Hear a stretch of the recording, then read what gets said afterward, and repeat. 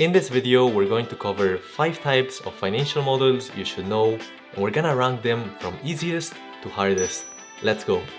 Coming in our first spot, at 1 star, we've got a variance analysis, also known as a budget versus actuals. And this makes sense to track how you're doing relative to your budget, both for personal finances or for company finances. So let's take a look. And you can download all of these Excel files we'll be working with for free in the video description below. This model typically has 3 different sections. This first one is the dashboard tab, where you can actually see the comparison. So you can see it on our income side. We've got the budgeted amounts next to the actuals, and we have the variances next to them, both in absolute terms as well as percentages. And you can see up over here that it's fully dynamic in that we can change the month, say from April to May, and all the figures are going to change as well. Same thing goes with the expenses down below, followed by our savings, which is simply our total income minus our total expenses. And then to the side over here, you can see that we have a few simple visuals just to see things a bit differently. So let's take a look at how this actually works. If you go control page down to the next tab, you can see that we have the second tab, which is gonna be the budget inputs. This is basically where you input all of your budgets. So you would probably do this, say, at the beginning of the year, where you would put all your salaries and maybe any other forms of income that you might have. And then just below over here, you would fill in all your expenses. So really, you're only looking to fill in all of the blue areas and nothing else. All of that is gonna be dynamic in the form of formulas, as you can see here. Once you've done the budget side, you also have to do the actual side. So this would be updated, say, every month. This is where you'd be able to add all of your expenses or incomes that you have along the way. So you can see here we have all of these categories, which are the same ones that we saw earlier. And next to that, you can see that you can actually put a description for it. Say on January 8th, you went to groceries, and you can have a small description that you went Walmart shopping, and here's the full amount for it. If you want to add a new line, like say you spent something, you can just go to control down arrow all the way to the bottom, just copy what you have there, control C, and then control V down below. And over here, you can change everything from, say, the month. Let's say this was in June, that's gonna change dynamically. Let's say in this case, it was something like your bonus. You got your bonus, and then say mid-year bonus, and the amount can be, say, 5,000. Hit enter there. And now when you go to the dashboard, if you changed month, that would be able to change automatically as well. Next up, at 2 stars, we have a capital budgeting model, and this makes sense for a company trying to decide how they want to allocate their money. For example, maybe you work at Nike's finance team and you're between opening a store in New York and San Francisco, so this type of analysis would make sense there. If we take a look at the simplified model over here, you can see that we're between 2 projects, project 1 and project 2, and so we're trying to decide which is better for us. And within it, you've got the cash inflows, so the money coming in, and the cash outflows. And you can see in year 0, there's no money coming in, but there is an initial investment. That makes sense. Maybe you have to go ahead and purchase a property, or maybe you have to just remodel it so that it fits your brand or something like that. And from there, your costs should stay fairly even. Maybe that's just the cost of the employees or the rent payment. And just above that, you have the cash inflows, which should be rising, maybe as more people find out that this store is open here, right? And then just below that, you have the net cash flow, which is simply one minus the other, and the cumulative cash flow, which is whatever you had in the past, plus this year's net cash flow. And to assess which project is better, that's when the time value of money comes into play. And so you can't just simply sum these cash flows as they're in different time periods. So what you need to do instead is use the net present value and the discount rate to try to get to that.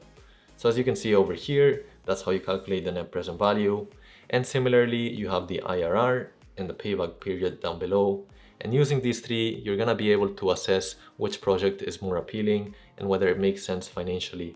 Same thing goes down below for project 2. This is how you would compare them a bit more equally. For more detail on capital budgeting, you can check out some of these links up over here where I go over it in detail. Alright, now at 3 stars, we've got the comparable companies model, also known as comps, and this is an external form of valuing a company, meaning that you take similar companies and see their financials and try to apply them to your company to get a valuation. So looking at the model, the first thing we would need to do is try to find the comparable companies. So in this scenario, let's say that we're looking to value Enjoy Lemon. So we have all of these other comparable companies that are also in the same industry, say in the lemon industry. And we also want to try to make sure that they have similar revenue figures, that they sell in the same geographical region, maybe that they have similar customers, right? From here, we want to try to get all of their financial information online. So if they're publicly traded companies, maybe we can go through Yahoo Finance, Bloomberg, or some other paid resource and try to get some of these financials over here. Once we have this relevant market data as well as their financials, we can get to the valuation phase by doing what are known as multiples, which are all of these things over here. If we look closely at them, you can see that it's simply going to be the division of one value over the other, in this case enterprise value over revenue, then enterprise value over EBITDA, and finally you've got the price to earnings ratio. So you've got all of these multiples for the competitors, and from there we can start to get the average, the median, and so on and so forth. As you can see, if you click here, the median is all of these competitors over here. Once you have these values, you can get to the actual valuation phase, which is just down below over here. You can see first that we want to calculate the implied enterprise value, which is simply going to be the median in this case we chose, multiplied by the revenue. That's what gets us there. And from here, you need to do a few more steps like subtractions and divisions to finally reach the implied value per share, which is simply going to be the share price based off of this multiple and based on these competitors. Same thing goes with this other multiple and this last one over here.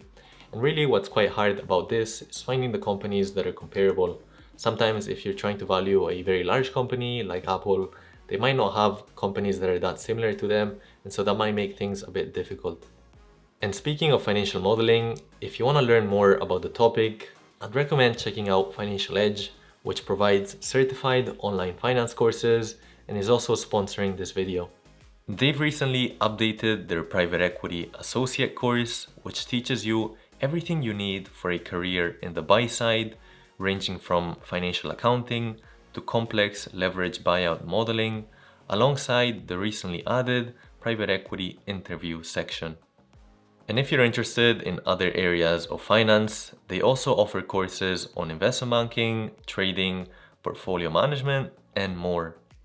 So if you're interested, you can get 25% off using code KENJI25. The link for that will be in the description below. Now let's move on to the 4-star category, and here's the 3-statement model. And this model consists of linking the income statement, the balance sheet, and the cash flow statement, and from there create a forecast for the company's future position. This model consists of 5 main sections. As you can see, we've got the income statement, then just below that we've got the balance sheet, then we've got the cash flow statement over here, followed by the fixed asset schedule, and finally some assumptions down below for the income statement and the balance sheet. Now some more complex statements might also have a few more sections, like what might be the debt scheduling section as well. As for the steps here, you typically start with the income statement. As you can see over here, we have some income statement assumptions. Now depending on your company, you might have some historical figures, and from there be able to project forward based on average growth rates or something like that. But in this case, let's say this is a new project, so we just made some simple assumptions on the number of cups that we hope to sell. Let's say this is a beverage brand, the average price for that cup, and so on and so forth. From here, you'd be able to derive an income statement like so, simply by multiplying and so on. Next up, right below, you have the balance sheet, which is going to track the assets and the liabilities here, as well as the equity. And for this, again, it's going to be using some of the assumptions that we looked at below. So these down over here, the balance sheet assumptions, which include some of the accounts receivables, payables, the debt amounts, etc., as well as the fixed asset schedule over here, which we have. And this would give us things like what our fixed assets are, as well as the total depreciation, which would tie into all of this right over here.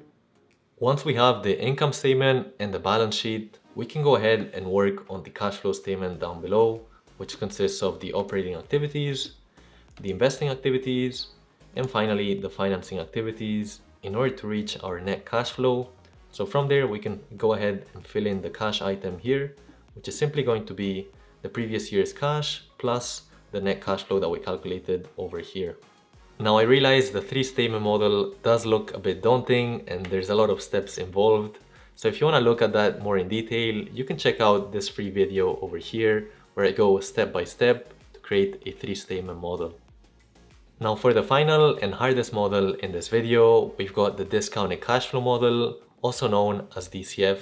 And this is an intrinsic form of valuation, meaning that you look at the company's internal cash flows to derive a valuation, which is very different to the comps valuation we saw earlier, which was extrinsic, looking at other companies. If we walk through this discounted cash flow model, you can see that this very top part looks quite a lot like the income statement that we saw earlier.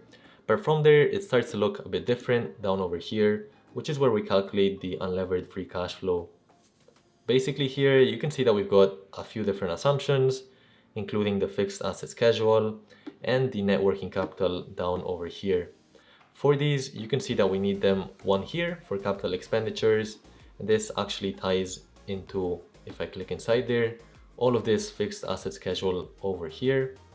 And same thing goes just below that for the change in working capital. If I say go onto this one under current assets, you can see that that's pulling over here where we've calculated the total current assets and then we've got the total current liabilities.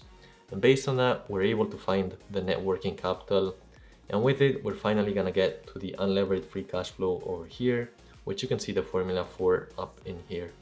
Once we've calculated the unlevered free cash flow, as you can see, we then move on to calculating the weighted average cost of capital.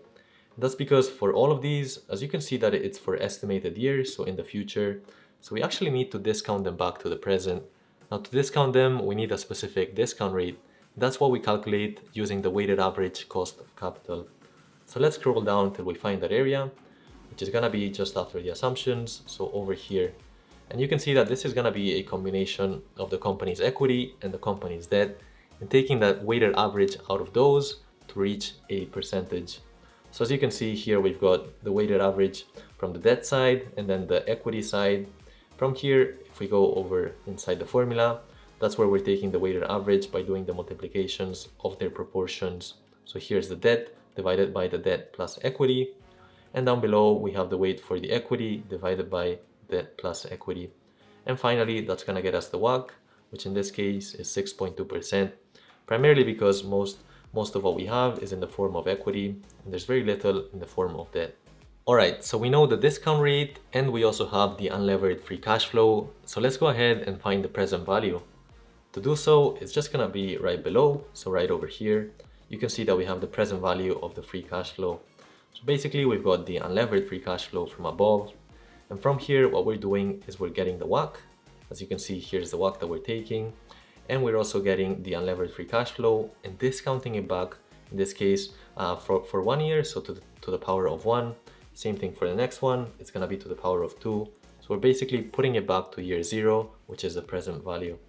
Now that we've calculated the present value of the free cash flows, there is one more step we need to take, which is actually to calculate the terminal value. So as you can see over here, we have the cash flows up to 2026, and we've actually summed them all up over here. You can see the sum of present value of the free cash flows, but we're not really accounting for 2027 and all the years going forward. And it's fair to assume that the company is probably gonna still be around. So we need to account for them somehow. And that's where the terminal value comes into play, which is down over here. And in this case, we use the growth method, and there are 2 different types of methods that you can use for this. I'm not really gonna get into it here because we do have a separate video on that up over here. So that then gets us to the present value of the terminal value. So we've discounted the terminal value from this end year all the way back to present. And from here, we can go ahead and do the calculation from enterprise value, which is what we currently have, all the way to the equity value, divide that by the number of shares that we've got, and that's gonna give us the share price for the company, which in this case, we're valuing at $358. And again, I realize that that's a lot of information, but hopefully it's a good initial overview. You can check out this video, like I mentioned earlier, to see the discounted cash flow in more depth. Now, there's many more complex financial models out there, like an LBO, an accretion dilution model, or an option pricing model, but hopefully this is a good starting point. For more on the 3-statement model, check out this video, or check out this other video for more on a discounted cash flow. Hit that like and that subscribe, and I'll catch you in the next one.